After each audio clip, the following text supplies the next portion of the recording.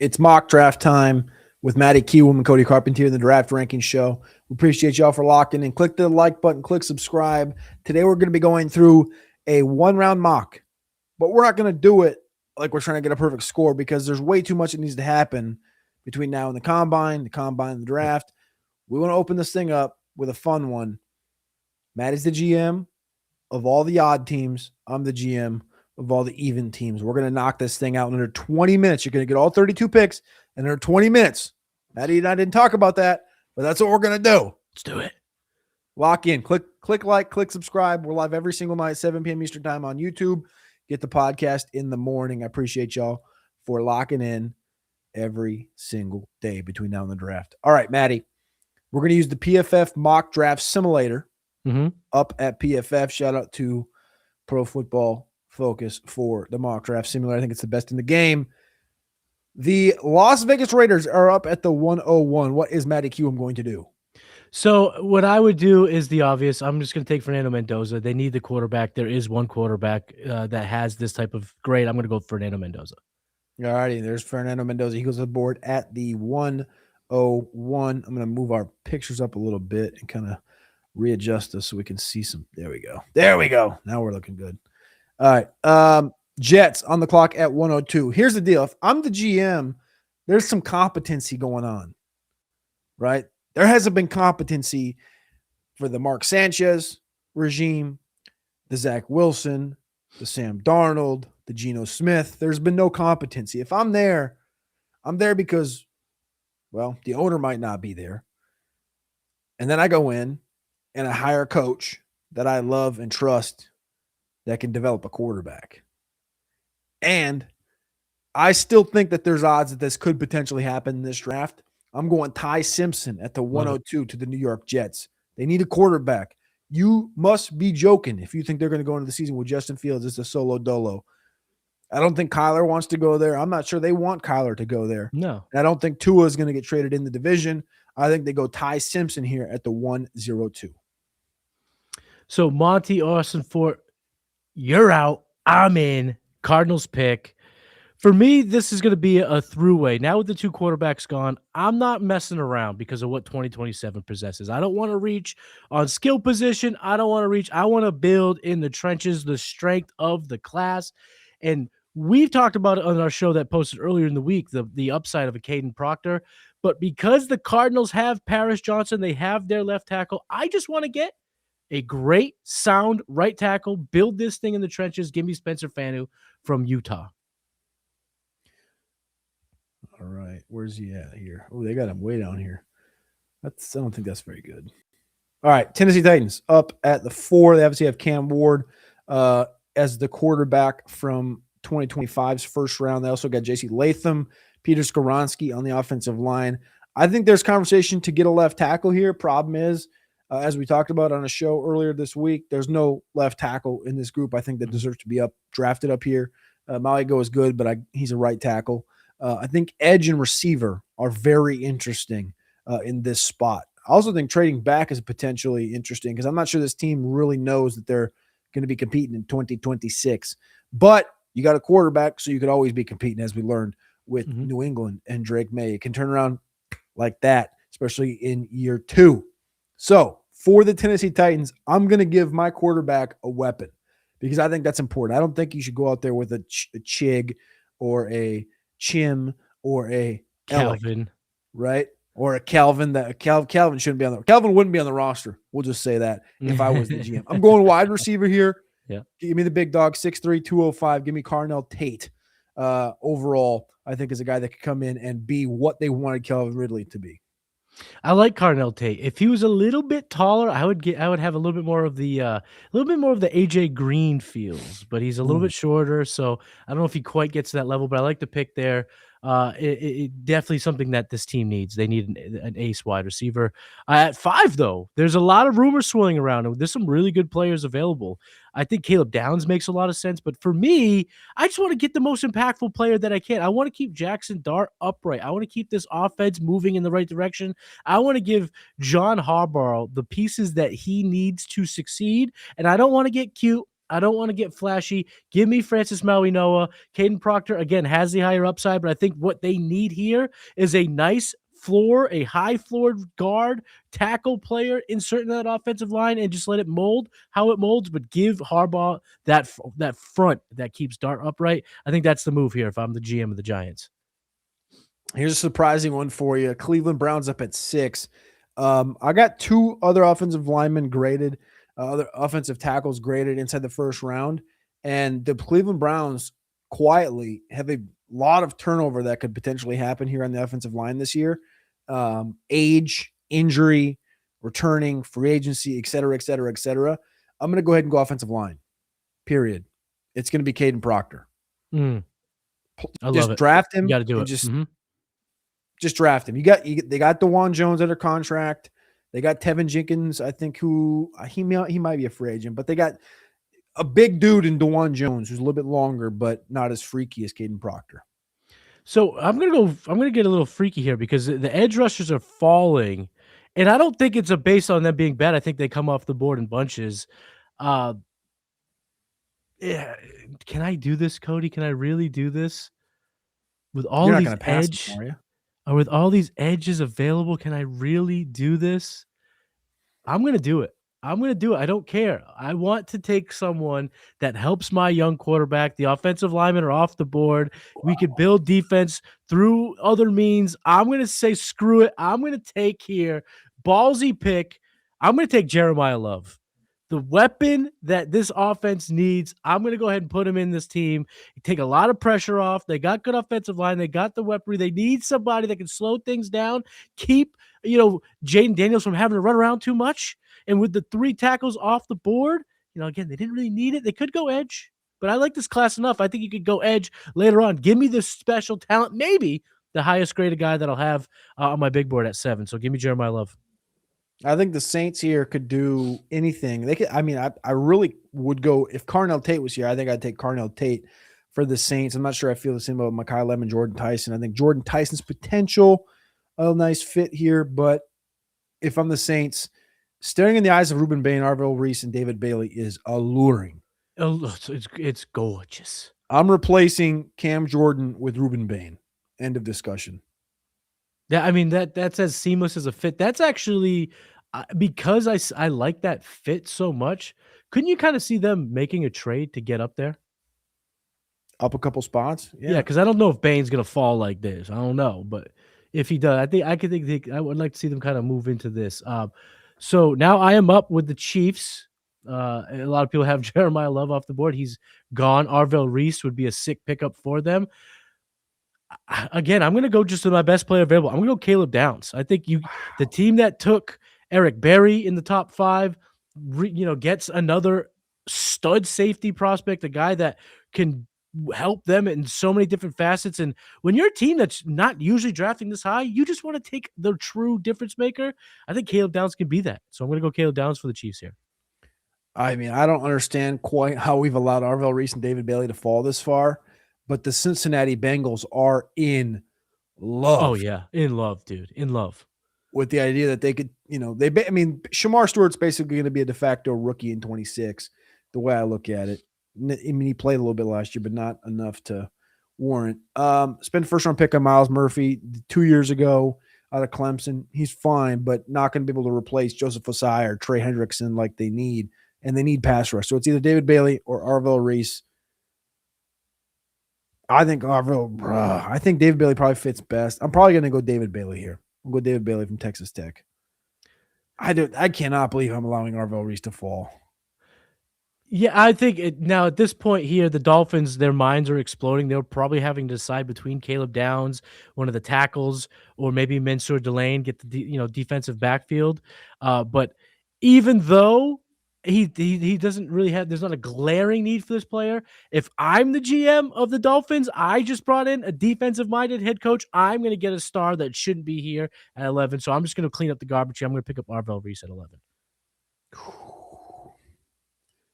Cowboy fans are punching air. With those. Listen, if Arvell Reese isn't the number 2 pick, Dallas will be on the phone for Arvell Reese at 3 or any other pick, in my opinion. Well, I think if you get to that point where it's like, if you get to 7 and Washington goes running back, you're like, bruh, Bain, Bailey, and Reese are all available Yes. right now. What am I doing here? Um, so yeah, I think that's pretty. They need to go edge. They get Savon Ravel next year back. He'll be a year removed from the injury. Deron Bland's there. They probably still need to go. I guess I could go Sonny Styles. I don't really love that though.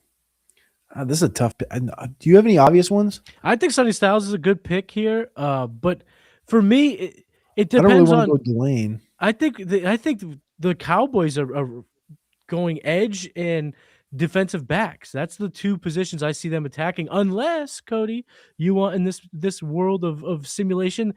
What about George Pickens leaving? Does that open the door Well, for they said one of these supposedly receivers? they're going to franchise tag, and that was a That's that, right. But I'm just saying, do you want to? We could spice things up if you want, but it is a franchise tag. It is a franchise tag. it's a franchise tag. Give Not me an Jordan extension. Tyson, 12th overall to the Dallas Cowboys. Yeah, and what we have known for Jerry Jones with these last few years, he has no problem, kind of being a little bit more financially minded. So maybe they don't go too crazy for George Pickens. Maybe they sell high on a George Pickens. I like this pick. All right, with 12 picks in, 11 minutes in, we got 9 minutes to get through 19 picks. Time to put it into second gear. Rams on the Second, clock, 13th overall. Rams here. They could go offensive line. I'm going to go with Mansour Delane. Give me the number one cornerback in the class. Really just solidifies this defense. A luxury pick. They don't get the luxury of taking the quarterback, but cornerback's right there for them. Baltimore Ravens on the clock here at 14, picking a little bit earlier than we maybe usually expect out of the Baltimore Ravens. They, to me, are a cornerback or potentially some kind of Caleb Banks situation. Jeremiah McCoy, Caleb Banks. It's kind of where my finger's leaning. I think I'm going to take, if I'm Eric DeCosta's, junior, I'm going Caleb Banks here at 14. Maybe a little bit of reach for some people. He loves traits. I love traits, and I'm going to draft Caleb Banks. So I think at this point, if I'm the GM, I'm running the car up to the board. There's a number of players here that I like. I think cornerback's an option with the Jamard McCoy, but I think they have been avoiding this position over the last couple of years. So with me as GM, I'm going to avoid it no longer. Sonny Styles, you are Tampa Bay Buccaneer. That's one of the best fits, I think, in this draft overall. They're going to need, I think that's one of the better fits, period. Jets on the clock. They took Ty Simpson, 2nd overall. We're back up right now. Definitely could go receiver. Wait, Mackay. Sorry, bye. Mackay Lemon joins the team. Lions here. I think with this pick, there's going to be some interest in edge. But I think we've kind of not picked through. I don't want to say we picked through, but I do think we've made it hard for them. So I'm going to have them pivot. There's something about culture that Dan Campbell loves, and this guy is a Dan Campbell guy. Jennings Dunker helps solidify that offensive line. They need to start getting a little bit younger. He could flex around Penei Sewell. He could always go to left tackle, and then Dunker could be your right tackle. He can go inside, but he's just a Dan Campbell guy. So give me Jennings Dunker, who dominated Mobile. Interesting fit. I mean, not interesting fit. Great fit. Interesting spot. I love me some Jennings Dunker. He was pretty elite at the Senior Bowl just a couple of weeks ago. Let's see. So Minnesota Vikings are on the clock here at 18 overall. No clear holes. The clear hole would be Harrison Smith is gone. They have to make a move, I think, on the interior, and they could use a receiver. I'm not really in the business of a receiver right now, though Jordan Addison can, I guess, walk in a year, but I'll cross that bridge a year from now. Interestingly enough, I'm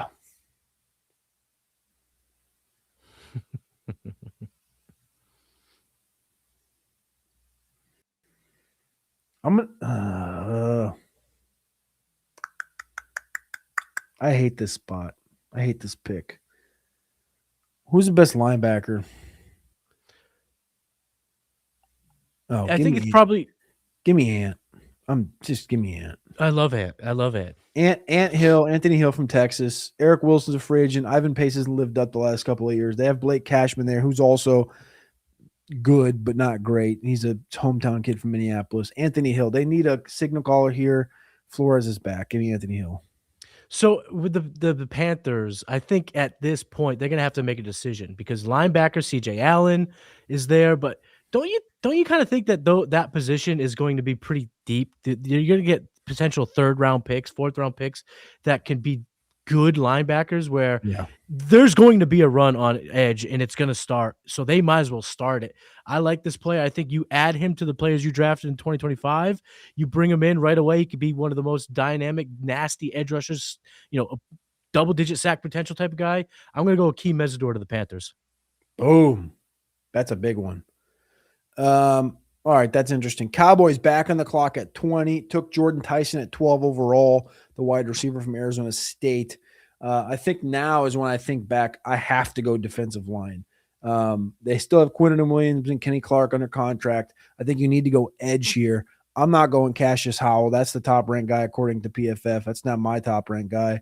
My top-ranked guy is, I think, going to be Falk. Yeah, wait. Did we take TJ Parker's right there? Take TJ Parker. Yeah. I was like, for some reason, looking right past TJ Parker from Clemson, the edge rusher. We're good. Okay. That makes sense. Pittsburgh Steelers up at 21. So Pittsburgh is pissed off because there are no receivers for them to take. Could it be Denzel Boston? Sure. But I think a player falling to them at 21 that's too good to pass up, put him with Joey Porter. Now you have your 1-2 combo. They were looking for D-back help last year, and this guy being available, Jermod McCoy, you're a Pittsburgh Steeler, baby. Quick pick here by the Los Angeles Chargers because Keldrick Falk is available, and they have some turnover on the defensive line and the edge, and I think he's going to play strong side end for them on day one. So with Falk off the board, it is now the Eagles' turn to pick. I think if I was GM, I would try to bring back Dallas Goedert on a team-friendly contract, if whatever that looks like. But if he's gone, Kenyon Sadiq is there. He's a possible player, but I need someone that I think is going to help me more in the here and the now. I don't want a project if I've taken over Howie Roseman. I want to win like he's been able to do. So I'm going to take Avion Terrell. I'm going to make him and Mitchell my two outside guys, make Tupper DeJean just an inside missile weapon, and really take that secondary and make it one of the best in the league. So give me Terrell. That's a good fit. And they're just continuing to add first rounders to that back end. I like the play. Cleveland Browns back up. Earlier we took Caden Proctor on the offensive line. I think I might double back down on the offensive line here. I might go interior though this time. I'm thinking about Vega. They call him Vega. They call him Ola Vega. I'm gonna go Vega. Ione from Penn State. He's not my highest ranked guard, but he's the consensus, the only guard in the first. You know what? No, we're playing my game. You're playing your guy. We're playing my game. Your guy. You're the GM. I'm putting Caden Proctor at left guard, and I'm drafting Monroe Frilling at left tackle from Georgia. Love it. I love it. Double dip. That's what they need. So now I'm up. There's a lot of fits that I really like for the Bears. Unfortunately, pretty much all of them has been picked apart. I kind of like the Caleb Banks move fit here, but he's gone at D tackle. There's a number of fits for me. Is it Lee Hunter who had a great showing? I'm not going to get too far away. I know his stock is down, but I'm adding Peter Woods. I think Peter Woods is a guy that could be a disruptor for this defense and gives them their first round pick on the defensive side of the ball for the first time in a while. Joe Brady is the offensive. Never mind. He's the head coach for the Buffalo Bills now, and his first play is to go wide receiver. We're going Casey Concepcion, the wide receiver from Texas A&M, joining Josh Allen as they try to extend this Super Bowl door. They try to open this Super Bowl door back up to not get blocked out by the Pats. Niners up at 27. We're almost there. So with the Niners up, okay, it's really kind of BPA. I don't know if there's really anything here that changes things up or makes things anything that too crazy. But for me, I'm going to go off the record here. I mean, I'm going to go a little off the board. And I'm just sick of the train wreck that has been the wide receiver room for this team. I'm going to go Denzel Boston. I need a guy that pairs well with Ricky Pearsall. If Pearsall can ever stay healthy, I want a pass catcher without George Kittle being gone. I'm going to go with wide receiver. I'm going to go Denzel Boston. Love the fit, actually. They need one, and Ayuk obviously doesn't seem to be a long-standing, dependable piece there. Debo gone. Houston up at 28. I'm going offensive line. This is an easy run up the card for whichever one is their favorite. My favorite among the group that's left that I can play on the right side is Max Iheanacho, the right tackle from Arizona State. Big week at the Senior Bowl. This is probably a little bit high, but I want to get his name in here for recognition purposes, and I love him in Houston. So Monroe, or I should say Monsieur Delane, CB1 taken earlier in the round by the Rams. So now I'm going to come back. I'm going to take an offensive lineman.